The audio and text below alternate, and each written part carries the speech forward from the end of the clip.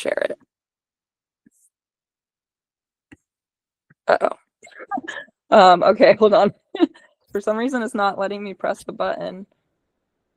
That's okay. You could take your time, and you could even just read to us. That's fine. Really, this is how I feel about podcasting. It is very low to get into. It's a microphone. I'm gonna quickly leave the call and then come back, and then it'll Okay. give me the option. Sorry about that. Tech That's fine. glitch. I'll start talking, and then you're going to join us. So, podcasting, right? I had one for the Female Physician Entrepreneurs Group. I then took it over for myself and kind of made it like my mission, my power of peacefulness. And at this point, all I do is AI. I do an article, and I generate that in Notebook LM, and then it's two people talking. I don't suggest that you do that, but my time is very limited, and we have to make priorities, like what's going to be important to us, what's not, and that's how I do it. But as far as just starting off until Taylor comes back, I will. There's Taylor. Excellent. Go ahead. See if you're able to. Right now, you're muted, and go ahead and see if you could share your screen. But it truly, like with tools like Google Gemini, with ChatGPT, there's so many ways. Like I think a lot of the times we get stuck on like, what can we talk about? Podcasting also allows us to. Perfect. You are ready to go, and then I'll add later on. Okay. Yep, we see it. You see it? Okay, perfect. Yep. I don't want to interrupt. You can go ahead. No, it's a great opportunity for networking. Yeah. Like Tatiana mentioned, I was on her podcast. It's a great opportunity to grow your network. You know, you're helping them by doing the podcast, putting it out there, marketing. Mm-hmm. And at the same time, you're meeting them where usually when you meet people, you meet them a few minutes ahead of time, a few minutes afterwards of the recording. It's wonderful. Like I definitely recommend it. Yeah, please start, Taylor. This is your show. Oh, no, thank you. I completely agree. It really is wonderful, not only for you, but for growing relationships and networking and bringing their audience in, and then them having your audience. And it's just setting you up for even like speaking opportunities in the future. So it's really benefited every client that has done it. So it's a really cool thing to try, and it's not for everyone, but if you want to try it, these are things that I'm going to go over that will set you up for success and like stability in the podcast world. So your voice is your greatest asset along with your story. So this is a model that I have done tried and true for podcast clients, and it has worked really well. So Sharon was talking about this, podcasting really truly matters specifically for female physicians because, your expertise does deserve a platform. People need to hear your knowledge, your wisdom, your voice. And it also builds trust with your audience too. If you want to build, your email list, your social media list, and just other networking opportunities, brand, collaborations, it just builds trust at a higher scale and then positions you as that thought leader once again, beyond social media. And it allows for, long form, nuanced conversations, that medicine requires, rather than just like a minute clip on your social media. You can actually dive deeper into these more important conversations with healthcare, with your specific business, patient challenges, etc. And then, the sustainable content that does work while you sleep. So I'll be going over, reframing podcasting, for busy physicians. So you don't need, with podcasting, it's much different than social media. So podcasting uses social media to help spread it. That's the best way I can say it. But you don't need to daily post, new episodes or because that would just be so overwhelming. And the norm is about once a week, which is way more doable, but it is a lot, especially when you're interviewing people all, different states and online and person. So really, I have clients who do every 2 weeks, and then a majority of them do weekly. And then they make sure to batch ahead of time, but I'll go into that. But you don't need the daily posting. You don't need the viral clips like social media, and you don't need fancy studios. They do help, but you don't need it. You can just start out sitting on a chair in a Zoom recording or Riverside recording and talking to someone online, and then start posting those in the beginning, just to get started. But the fancy studios are very nice, and they help make the aesthetic much cleaner, more professional, but that's okay. You can always work up to that or rent out studios, which one of my clients does for her filming her episodes. She rents out the studio and then films. So you do need a clear message of what you want to convey to the world. So it's similar in the sense of social media, where you do want that clear message, your goals, and then a repeatable system. Now, automating your system, making it repeatable, it will only help you and your team, one, become successful, two, avoid that heavy burnout, because a repeatable system will set you up for success. And that is followed with the support and automation.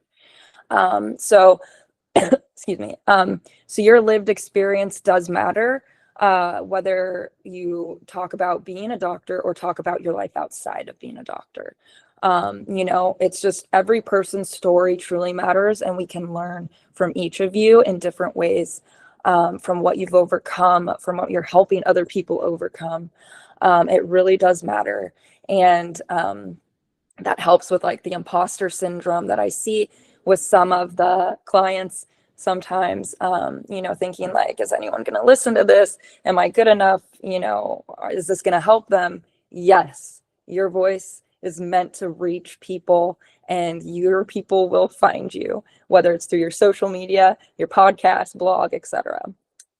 And authenticity. So patients, colleagues, and future collaborators want you. So this is another way for collaborations, brand deals, speaking gigs, who, even like book deals, you just never know. Opportunities will come to you, exactly like with Mel Robbins. She just boomed. She got book deal. She's traveling, speaking, and it all just started with her sharing one simple thing that she learned. And it's super inspirational and a great reminder for women physicians that you have so much to share.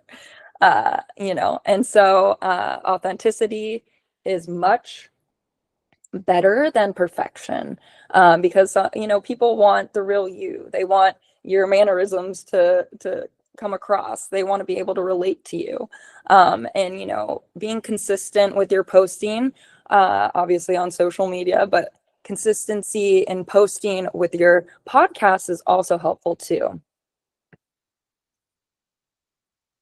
So what makes a podcast sustainable? So clear purpose and audience, and growing the audience, which, different tactics and strategies, simple recording workflow, repurposing content across platforms, which I'll go over, and then automation, delegation, like I was saying. If you truly want to have a successful podcast team to help you, is vital, because you will burn out, and there's a lot of technology, tedious tasks that go into producing podcasts, and then spreading the podcast and scheduling them and editing, etc. And that's it's a full-time job in itself. So you want to make sure that you have the delegation and the team to back you up. And it is a long-term vision. So, yes, just like social media, you can have, that quick viral people just flooding over, but in more reality speaking, it is a long-term vision. And, there are strategies to help you grow and become sustainable over time and successful, and, increase the subscribers and the viewers if you put it on YouTube. So simple recording workflow, I'll go over all these pillars. So defining is very important. Simple, just what types of names, themes, your ideal listener. So be specific on your avatars. What type of episode formats do you want? Do you want like solo where it's just you? Do you want to interview? Do you want to do both? Episode length. So I have clients who do 30 minutes, and then I have hour-long podcasts. And then I have one client who sometimes it goes like an hour and a half. So, but mainly it goes from like 30 minutes to an hour on their podcast episodes. So the sustainable podcast tech stack. So yes, so there are so many different like platforms, ways for recording. Clients use Zoom, and then other clients use Descript. But my favorite, and a few of my clients who moved over from Descript have now become lovers of Riverside, because there's so many things that just make it the automation and the flow, the workflow, so helpful. You can record in Riverside the interview, send the invites through it to the person you're interviewing. You create magic clips, which, short reels, shorter like mini videos, long form. You can put captions, you can edit. It's just a really great platform, and it's pretty, good pricing. Taylor, and well worth it. Oh, yes. Compared to like Descript, because I'm used to doing like a text.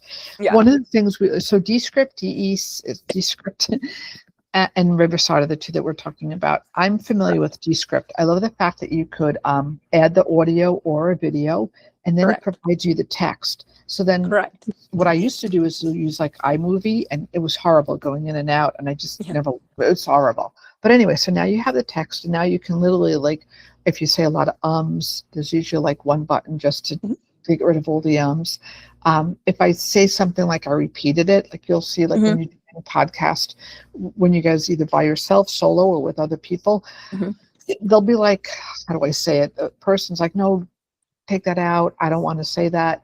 So then like you could leave a space where you were just like silent. And so it's easy to go back and catch that.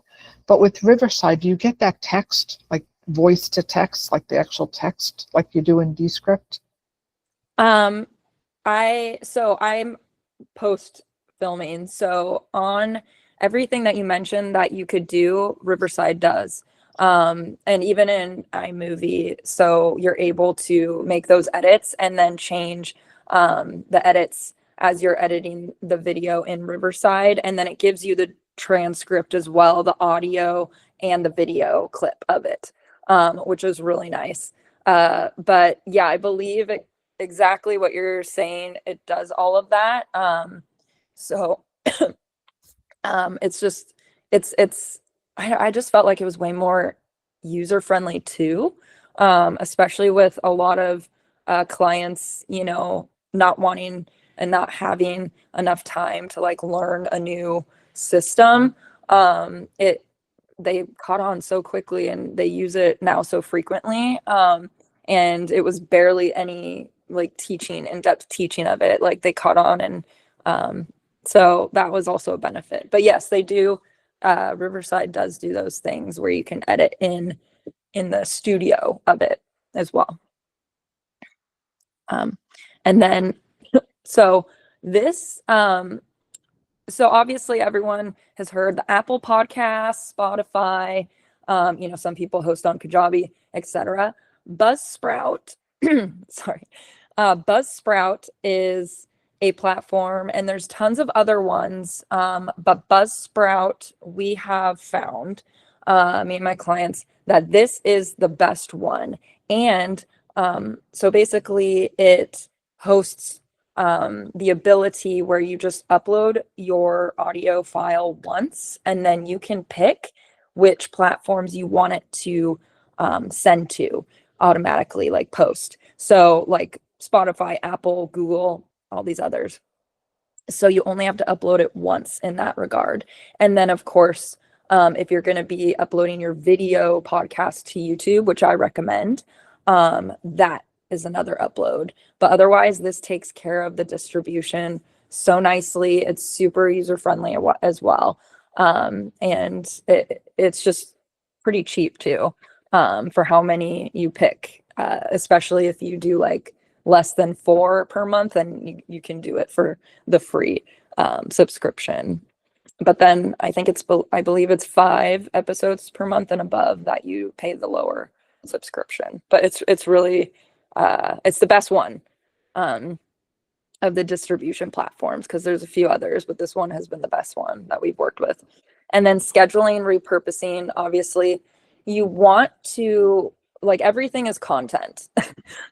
And when you start online businesses, when you want to grow an audience, when you want to sell products online, everything just becomes content in your life, where you do need social media to be able to bring the audiences in and get your message out. So, scheduling, repurposing, the easiest free is just doing the social media scheduler, like platforms like YouTube. You can schedule through YouTube. LinkedIn, you can schedule through LinkedIn. Meta, Facebook and Instagram, you can schedule through the Facebook Business Planner, etc. And Pinterest, you can even schedule now too. So it's really helpful to keep it budget friendly in the beginning, and just go through your actual platforms for the social media. And then promotion, you do want to do like email newsletters, and we've done blogs to promote the podcast episodes, because it just helps with the SEO and the Google search, bringing to your website. And then linking, once again, the blogs linking to like your YouTube, your Apple Podcasts, Spotify, etc. So this is the format and the tech stack that is really helpful. Having a recording and editing program, having a distribution program, having a method of scheduling social media clips from your podcast and then promoting it. And then, so recording made simple. So it is, it's ideal for physicians because it's higher quality audio video than Zoom. Zoom is still really good, and I have clients who do both, and they still, get great subscribers amounts and good views and stuff. So it just is your preference, but it's a little more higher quality with your audio and video, making it look more crisp, which is nice. I'm so sorry, my dog is barking. It records locally, so that you can record meetings and interviews, and then easy guest access. Like, you don't have to download anything, you just get the link. And then separate audio tracks as well, like I was mentioning. Charlie, ideal for interviews and solo episodes, so you can use Riverside for both, and it just turns out really well. Sorry about that. So the Riverside workflow, what helps you establish is this is all you have to do, or your team members who will take care of it for you. Create a Riverside account, set up the studio, which is just certain options, and then customizing your camera settings, and then you invite the guest and record and then download. So it's super streamlined and easy to do everything in Riverside. And then hosting your podcast with Buzzsprout. So the reasons why, and more reasons why I like it, is because, like I said, it's beginner friendly, so easy for you and your team. And you don't have to spend hours trying to figure out the tech behind it. And then automatic distribution to as many platforms as you want, which is so nice. Clean analytics too. And then you can schedule your episodes, which is really helpful. And then, like I was saying, one upload to many platforms. And then Buzzsprout setup step by step, so you can see how easy you create the account, name your podcast, upload the cover art for your podcast, which you can make in Canva or hire your contractor to create a design for you, and then write your podcast description, what your podcast is about, who it's going to be serving.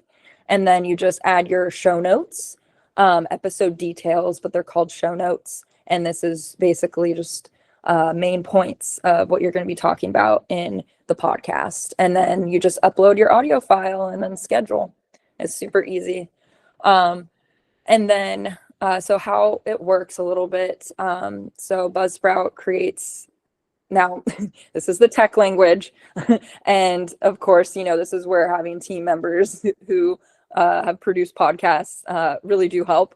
Because the only difficult struggling part that clients have had is in the beginning when they've had to sign up and create a new podcast with like Apple specifically, or Spotify. And it's because, the specific links, the HTML, like the code that you have to like load. But Buzzsprout makes it super easy that you just click it, copy, and then it like formulates it for you, and then you can just send it. So it's really nice that it does that. And then it pulls the episodes, and then you just submit it once, and then it's new episodes automatically populate. So you don't have to worry about doing it over and over. And then, like I was mentioning, the Apple podcast has been the one challenging thing for a lot of clients when we've started from the beginning. And that was because of the RSS code URL. But Buzzsprout helps make it super streamlined. So you'd be making sure you either create an Apple ID or you use your personal. But then you just go to Apple Podcasts Connect, which is different. It's its own, website, and then click show, and that's how you create it. And then you do the add a show with an RSS feed, and then you paste that, code into it and verify submit. Super easy. You don't have to figure out how to create your own RSS feed. So having Buzzsprout helps you get set up very easily. And then, where to find it, Buzzsprout podcast settings, and it'll just say RSS feed URL. And then it says use the link, for Apple, Spotify. And then you pick which ones you want to do. So it's very helpful. I'm not sure if Descript does that, but not Descript. I'm not sure if other platforms outside of Buzzsprout do that, but Buzzsprout offers that, and that's something that's been really nice. So yeah, so these are just a few of the top ones that Buzzsprout allows you to distribute to: the Apple, Spotify, Google, Amazon, iHeart, Stitcher. And those are just a couple. There's more. And then repurposing your podcast content. So this is what I mentioned. So the norm is basically one episode per week. So one episode can be weeks of content, because you can make smaller long form videos for YouTube. You can make reels. You can make the actual podcast video episode on YouTube as long form, and then audio clips with your reels. So it reduces burnout, and then it can also you can repurpose by linking your blogs to it, creating blogs off of it, the transcript. So it just really helps. Like if you hate doing social media and you just don't want to do it, but you want to do a podcast, doing a podcast helps you grow your social media, because you can take so many content pieces and types and just repurpose. And then you're not forced to do the videos if you hate doing videos, because I know a lot of women physicians just don't like filming videos, but they love doing the recordings for the podcasts. And you can tell, by the way they show up and their energy, and people just respond so great to it. And it reduces the burnout. So it increases reach without extra recording. Like I said, it meets your audience where they are. And then repost video recording of the full episode on YouTube, like I mentioned. So there's so many things you can do with the repurposing of the podcast content. And then creating reels, you want to, and this is where, once again, your team members who you hire, of podcast producers, of podcast management team members, that will help you, because this is something that takes some time, because, you want to pull like those short, high impact clips of like those few sentences that are just golden nuggets through the entire podcast of, if it's an hour, 60 minutes, that's a lot to go through over and over again. And Riverside helps pick those nuggets too as well. So that helps. But you want to focus on, one insight or one quote, one sentence that's just golden nugget, or one story. And those short reels can be, cut from your main episode to promote your podcast. And that's what will grab people in to listen and subscribe, and become your audience member.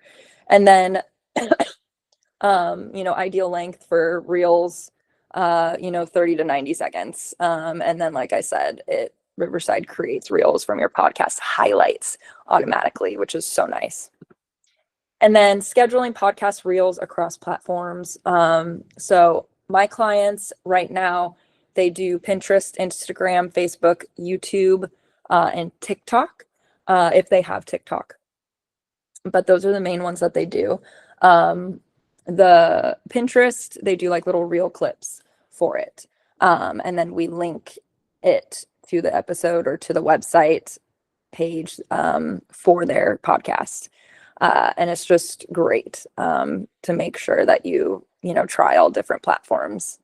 And then use schedulers to batch this content.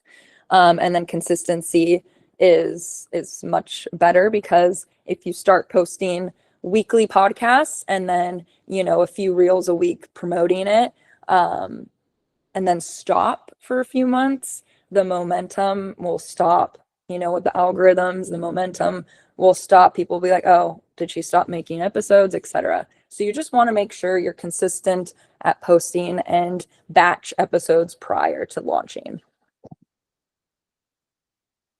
So yeah, so suggested weekly content flow. So this is what has worked really well for a few of my clients who have wanted to do this amount. So your episode drops 2 to 3 reels scheduled on, the platforms, YouTube, Meta, TikTok, etc. Full video episode on YouTube, 1 static post or quote, like a graphic. So a static post is like infographic, quote, and that can be to promote your podcast, 1 email newsletter, and 1 blog post. And I have some clients that do like a couple of those things and still are successful. And then I have clients who do all of those things who are successful, but bring in subscribers and listeners, or I guess views, not views on YouTube, but like downloads on the actual episodes. It's quicker when you do more for your podcast.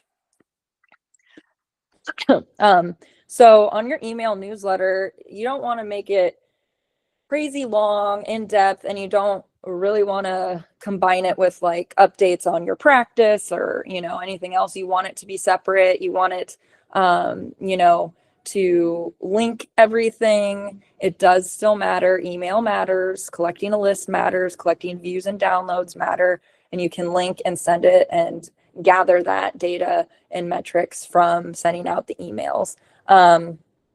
Episode title, why it matters, key takeaway, and a listen link. That format has worked really well. Simple, streamlined, nothing complex. And honestly, your team member can do it. You don't even have to write it, because all we have to do is just take the transcript and then create the copy to make sure that it entices your email readers. And then it builds your loyal audience on your list and sustains them so that they get little goodies in addition to like your monthly or weekly newsletter. So, and then blog posts are similar. Like I mentioned before, it improves your SEO, creates that evergreen content. Same thing, episode summary. You want to do key takeaways. You can embed the player in your blog or just do the links. The links is perfectly fine as well. And then, of course, call to action, which you link to your socials, your YouTube, and your podcast link. And then, of course, there's social media strategy for everything. But for podcasters, you don't need to be everywhere. you can choose 1 to 2 primary platforms if you'd like, and then let the podcast content fuel. Especially if you're beginning on social media, it really does help. And then you just focus on your education, not on your performance, but, really just educating your viewers. And then what success, really looks like in podcasting: consistent publishing, meaningful conversations, audience trust, and eventually opportunities of speaking, courses, consulting, brand partnerships. And then common podcasting mistakes to avoid. Sorry, my voice is kind of going out. So waiting until everything is perfect to start. You can just start. Like doing these simple steps and tools, you can just start it and then perfect it as you go. Overcomplicating tech, you don't need. The simple tools I said, that's all you need. Comparing your growth to others, that's big. And then burning out from over posting and then not hiring help. Okay. Sorry, my voice is really going. So thankfully we're at the end. But yeah, I can help you. I can support you. If you have questions about this too, feel free to email me. I think I put my email on the next slide. But I can help with the podcast production. I absolutely love doing it. And then, yeah, down here, you can go on my website and, just know your voice matters. Your story is needed. Sustainability as possible. And you don't have to do this alone, because it is a major project when you take on a podcast. It's not like one simple task. There's so much that goes into it. And having a team to help you do everything besides the actual just speaking and showing up will help you so much. And then here's my email if you have questions about anything or ideas, or need help. I'm happy to support you. And then questions time. Have any questions? Oops, so sorry. I'll stop sharing. There we go. All right, question time. If you don't have questions now, don't worry. You can always email me. Well, yeah, let's talk a couple of things. One of the things I would definitely say is, like anything else, we're going to write this down. What is going to be the main theme? Because it's really hard when you're talking about this one week and that. So what has helped me is, like, when you think about a podcast that you like, it usually revolves around one theme. Mm-hmm. And then this is where, like, Taylor can come in. I also use AI a lot. Like, I'm a woman physician. I have an interest in doing a podcast on whatever theme it is, provide some titles, provide some topics. And then when you get and go through it, you could say, like, and if you don't like the first 10, say, provide me like another 10 or 15. But this way, that's how we start getting the ideas. And then you could start looking, like, when there's a certain topic, who could I ask for a guest? And remember, like, I'll be honest with you, when I reach out for guests, it's a lot of work still. Again, like something that Taylor and her team can do, because now I'm emailing people, and some get back to me, some don't. Like, I either instant message them. But when we talk about, like, growing your network, like, you could be on Instagram, LinkedIn, wherever it is. It's a great opportunity to message people and introduce yourself. This is my podcast. Love to have you as a guest. And this is somebody that's not in your network at all right now. Usually you start with people in your network and then expand out. If there's any questions, please. Otherwise, I'm just going to keep on talking what has helped me. That has really helped, because otherwise we get lost. It's like posting on social media. It's like, what am I going to post about today? We don't want to be talking about this today, which should have been planned months ago, what you're going to do.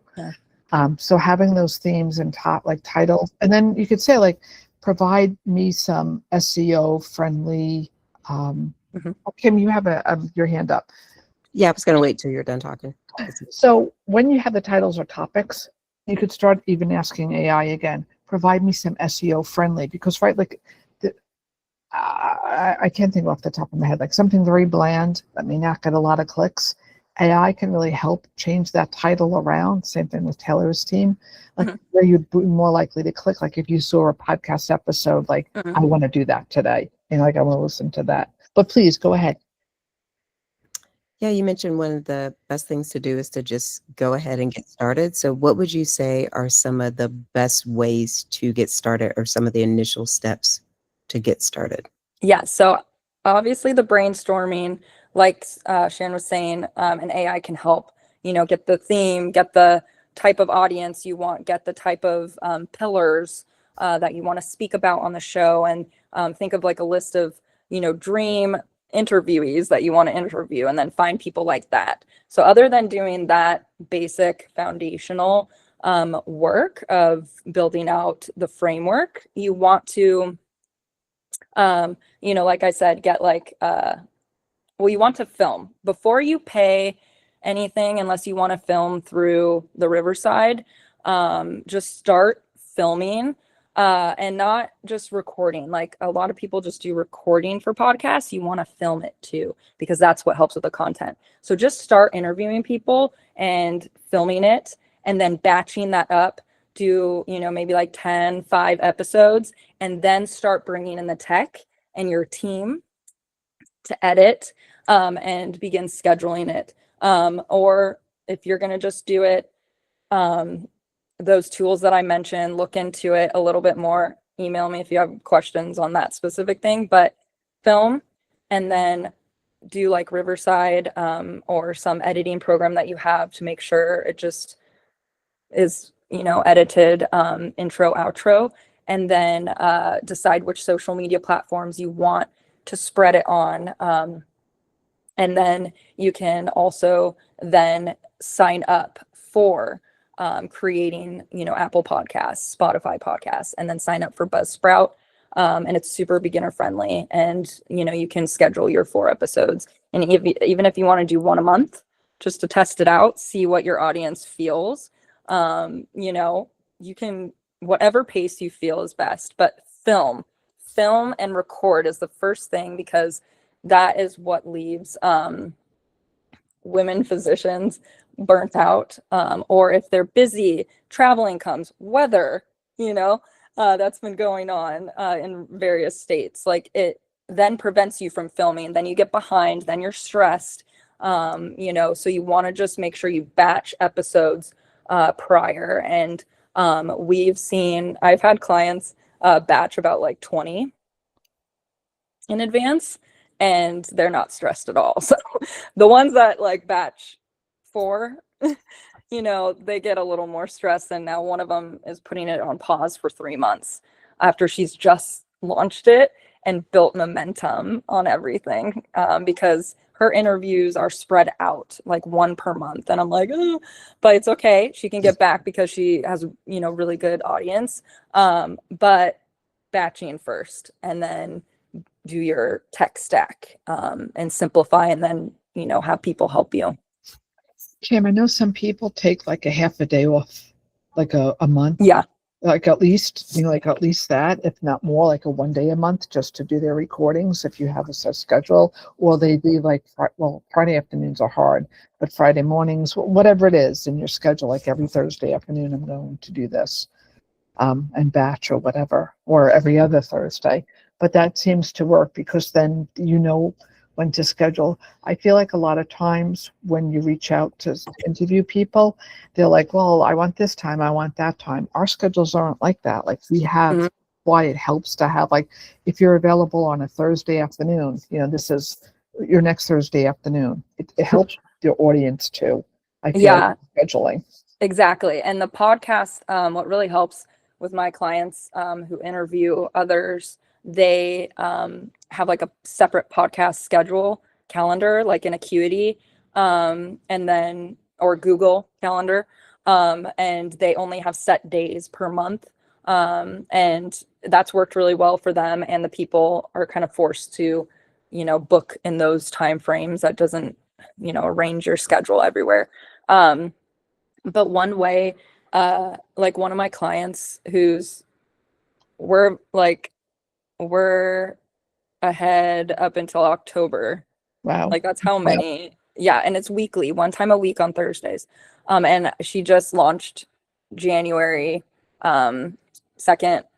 or first. It was first, because that was Thursday. She did it before, but then she took a long break, and then I came in, and now I'm fixing everything and getting it consistent. And so how she does it is she took that time. She took a couple months to interview people, and she even interviewed like colleagues and then people who like did discovery calls with her. She ended up building these relationships for her programs that she offers.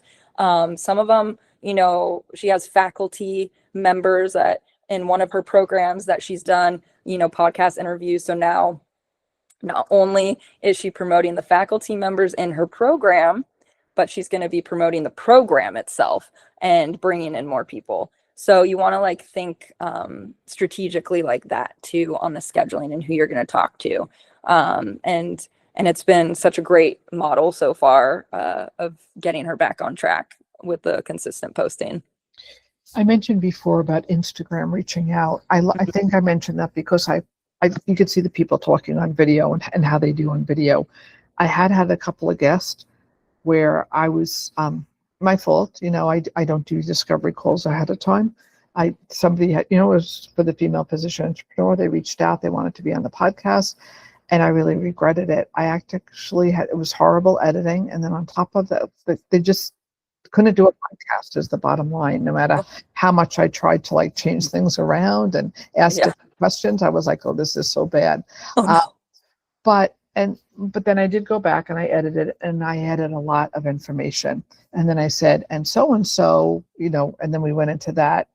So there are ways around things, but that's definitely a plus about, I guess what I'm trying to say is there's nothing wrong with, as you're growing this, you don't want to waste your time. Send me a video. If you can't find a social media or them doing an interview or podcast, then have them send you record yourself on the phone. Just send it to me. Don't feel bad because it's your time. Like even if you only do 15-minute podcast, you will be with them for at least a half an hour. Like you just do. You talk ahead of time. You talk a little afterwards. So be very careful of your time and who you choose to have as a guest. Yeah, very good.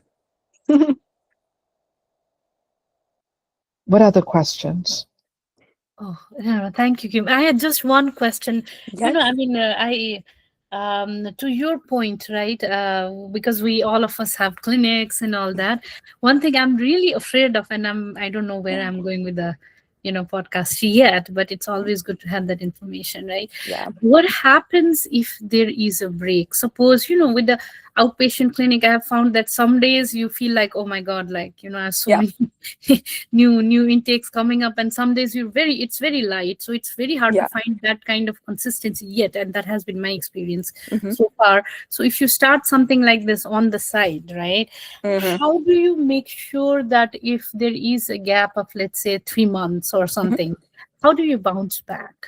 So while she's on her break, I'll do two parts.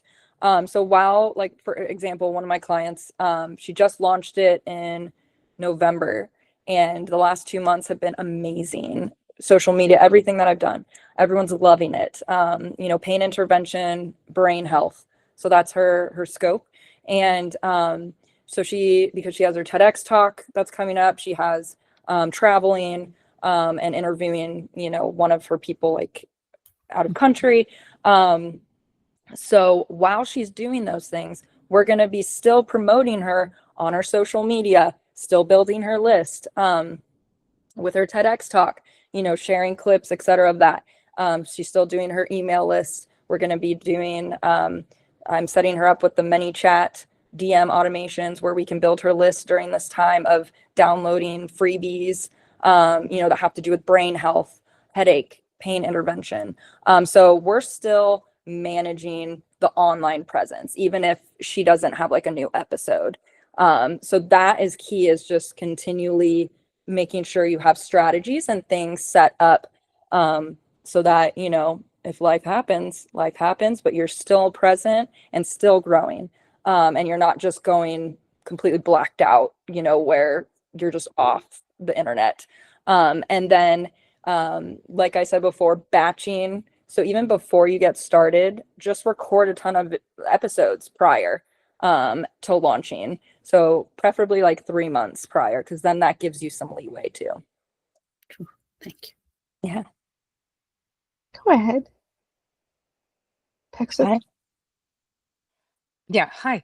Hey, Taylor, great Hi. presentation. I really Oh, enjoyed that. So my question is, I haven't, done any podcasting, and so I really enjoyed your talk. It yeah. was really good from my perspective. But I just wanted to know, Yeah. what's the minimum number? So you kept talking about hiring people, Yeah. right? And so I mean, at least for me, tech would be the one person I would hire.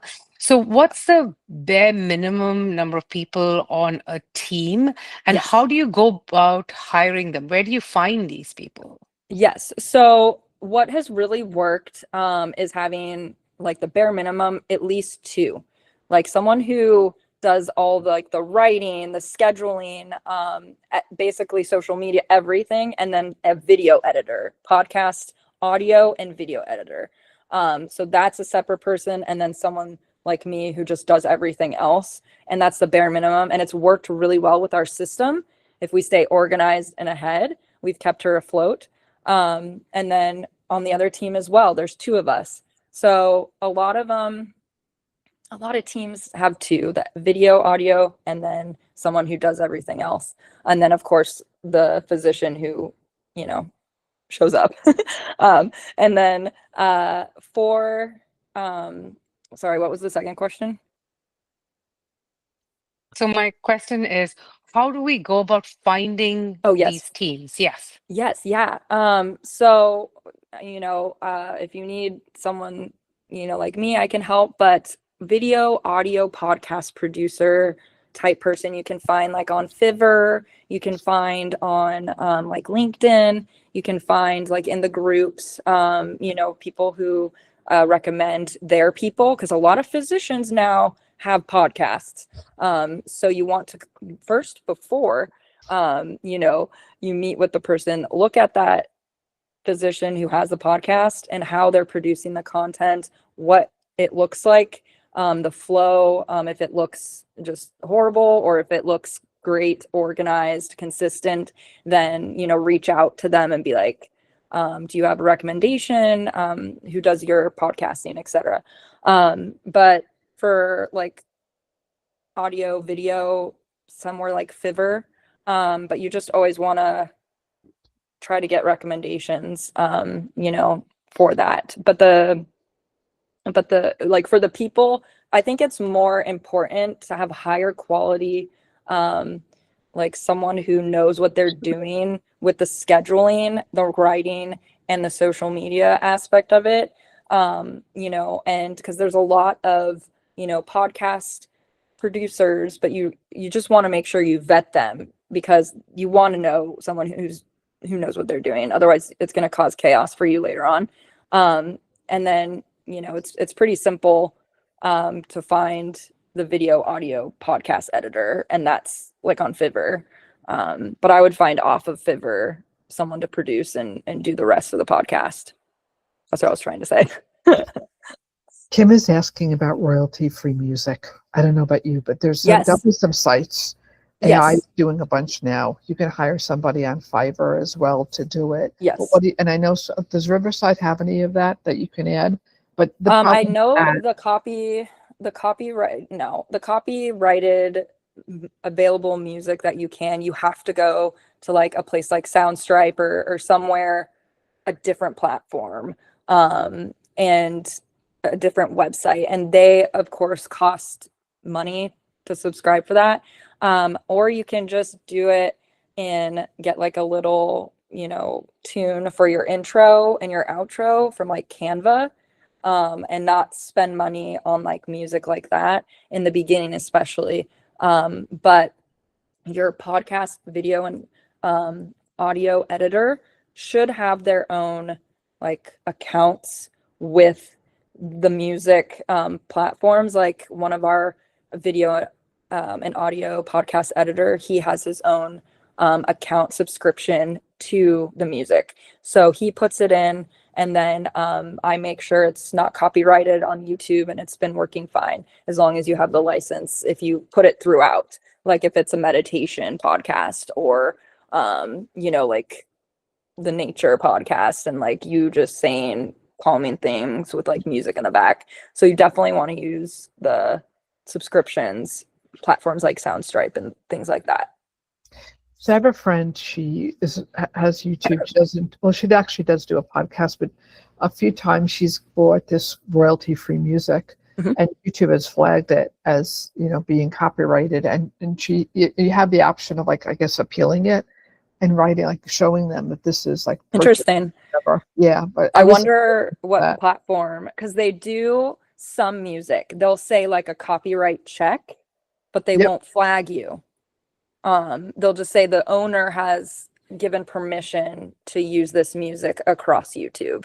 And that's what you want, because then you don't get flagged and kicked off. Well, yes and no.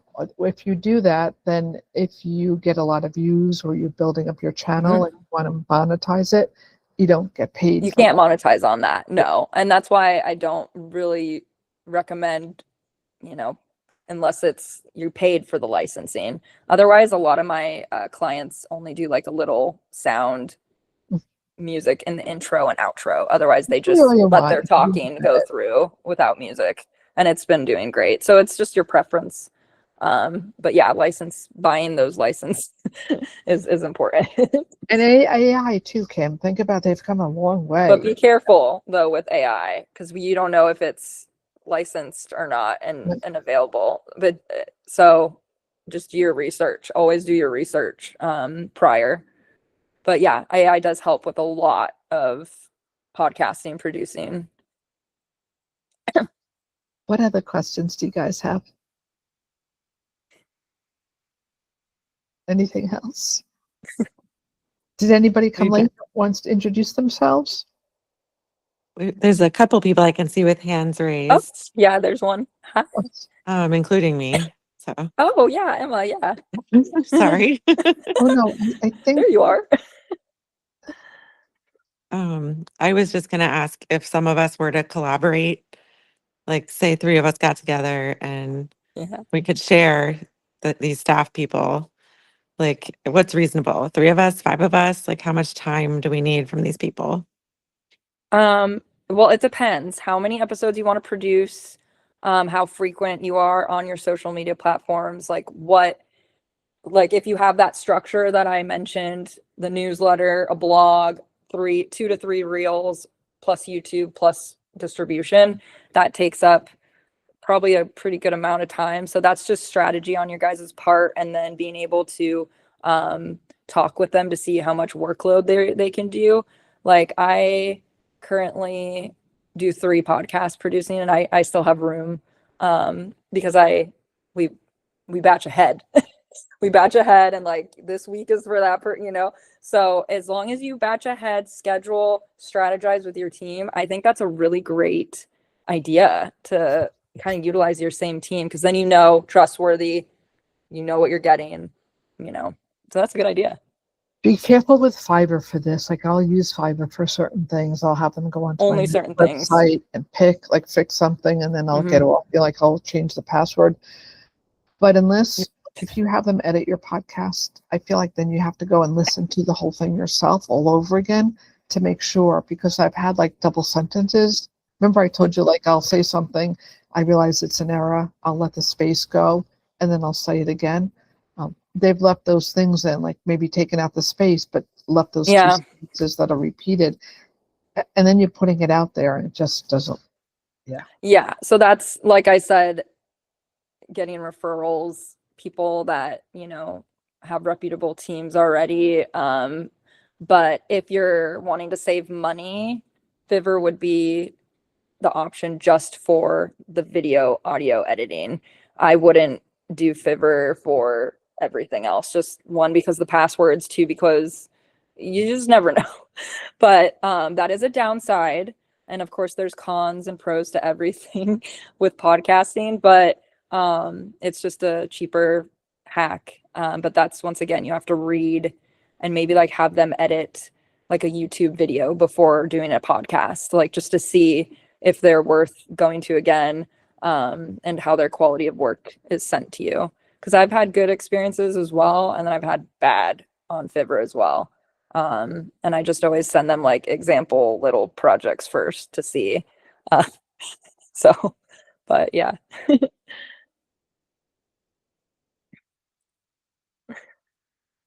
Anything else, you guys?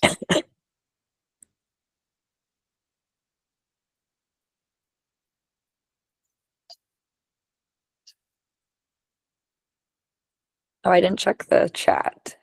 I'm just gonna check the chat real quick. Okay. Yeah, good idea. Okay, so we're good on the questions. And of course, like I said before, feel free to email me if you think of anything. Oh, I did Kim? have one more question. Oh, Of the yeah. people, of the people, and you've kind of touched on this a little bit, the people who have like failed or not done as well, what were some of the reasons why they didn't do as well? Yeah, so they just did a podcast. I've only had like one, in my opinion, and this was in the beginning of when I started my business. And she hosted on Kajabi, and she would come out with great episodes, weekly episodes, rheumatologist, on pain, but she didn't really post about it anywhere else. She just put it on Kajabi and then expected it to go spread out. She didn't have, like other places she had it on. Like she didn't have it on Apple, she didn't have it on Spotify, and she didn't do specific podcast reels. Like I was just doing her social media at that time, for something else, like for her practice specifically, not her podcast. But I would upload her podcast for her. And when I had like suggested doing more things, it was just too much for her to want to do more. Like she said, this is what I want. It's just too much. But so staying like closed-minded and not allowing your team to help you, those two things will always block you in any type of venture that you do. And then also just not wanting to do a strategy for it and taking the time to build it, because it does take time doing promotion, marketing, networking of it and spreading of it, especially when you first launch.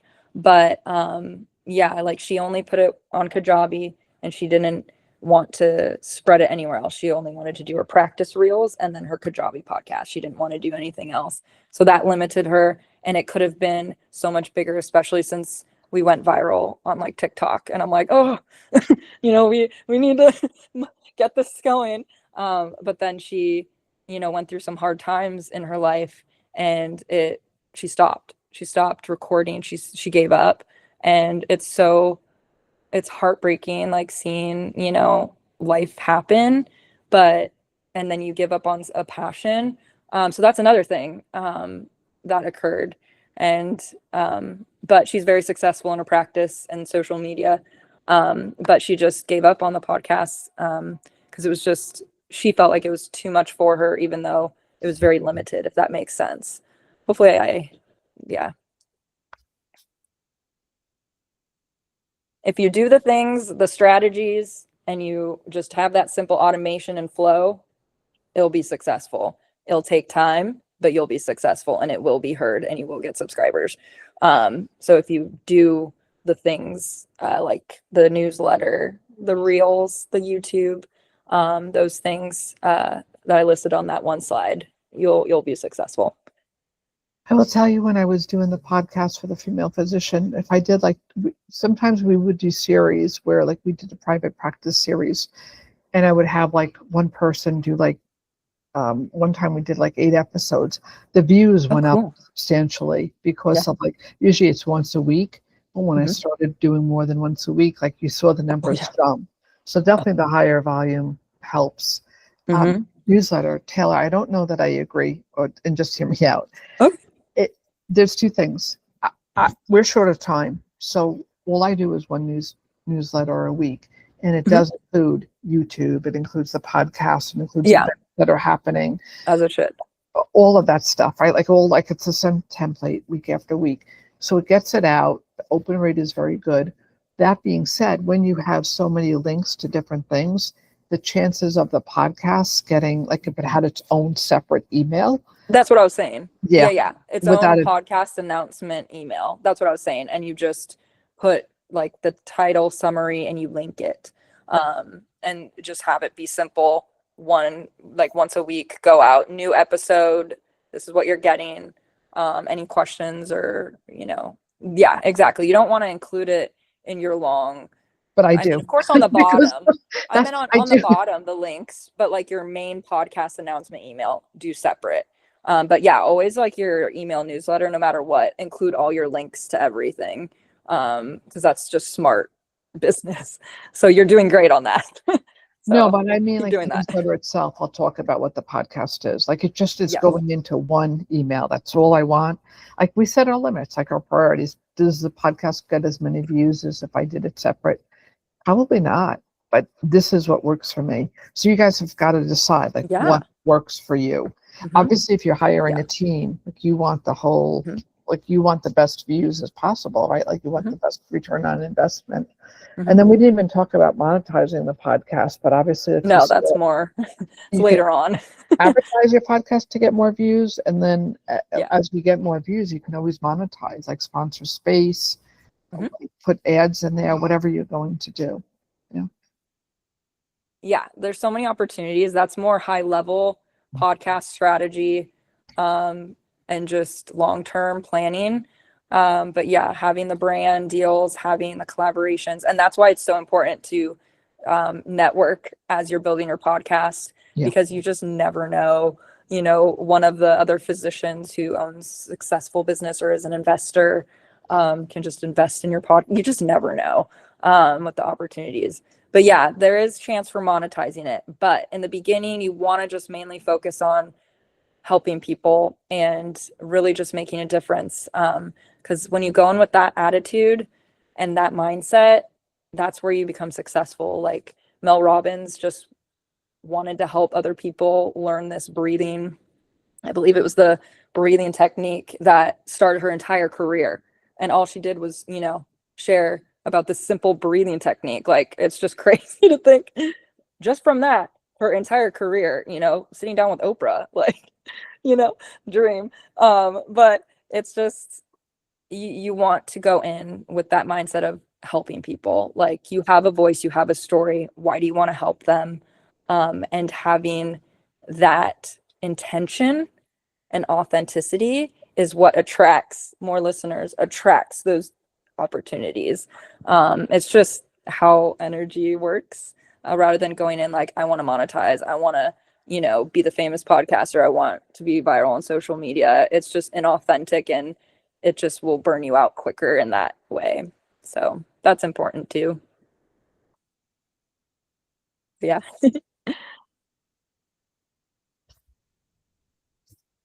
Thank you everyone for coming and listening. It was great talking. Thank you so much. Thanks. I appreciate you all, and I hope you have